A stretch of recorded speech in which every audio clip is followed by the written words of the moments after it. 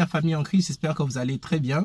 Dans le livre de Nombre 23, 19, on confirme que Dieu n'est pas un homme pour mentir ou se repentir de sa parole.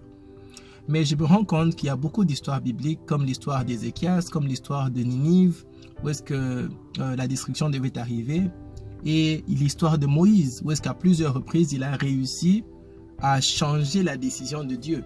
Est-ce que Dieu se repent de ses propres décisions? La réponse, c'est non. C'est toi qui changes de position avec ton cœur par rapport à la montagne de Dieu.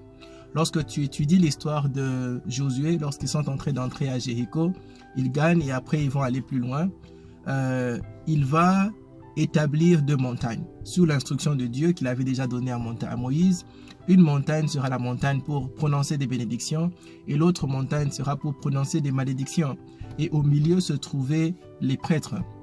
Alors c'est l'image de la position de Dieu comme un juste juge par rapport à celui qui mérite la destruction et celui qui mérite la bénédiction. Donc lorsque tu es en train de vivre dans le péché, tu te retrouves du côté de la montagne de la destruction.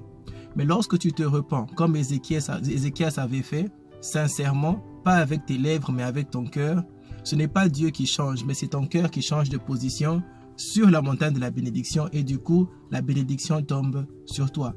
Voilà la stratégie même de Ninive, où est-ce que le roi s'est humilié, la population entière s'est humiliée, même des animaux, pour être capable d'appeler la faveur de Dieu dans leur vie. Et du coup, Dieu a vu un déplacement spirituel de leur cœur d'une montagne de malédiction vers une montagne de bénédiction.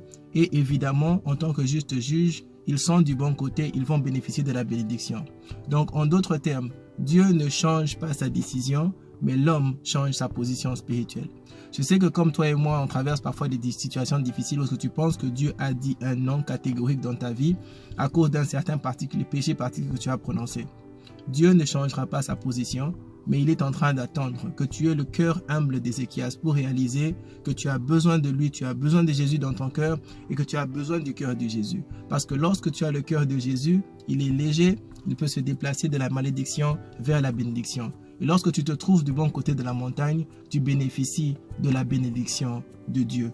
Que le Seigneur te bénisse abondamment. Parce qu'aujourd'hui, je souhaite que tu puisses déplacer ton cœur de cette montagne de malédiction vers une montagne de bénédiction. Dieu ne le fera pas pour toi parce qu'il est un juste juge. Mais il te donne déjà le password dans sa parole pour te dire que je suis capable de t'enseigner dans ma parole comment gagner ma faveur, sans que je ne puisse changer d'avis parce que je suis Dieu. Si Dieu change d'avis, l'univers va exploser parce qu'il se contradira. Mais si toi tu changes, rien ne changera, mais tu seras sauvé. Que le Seigneur te bénisse abondamment.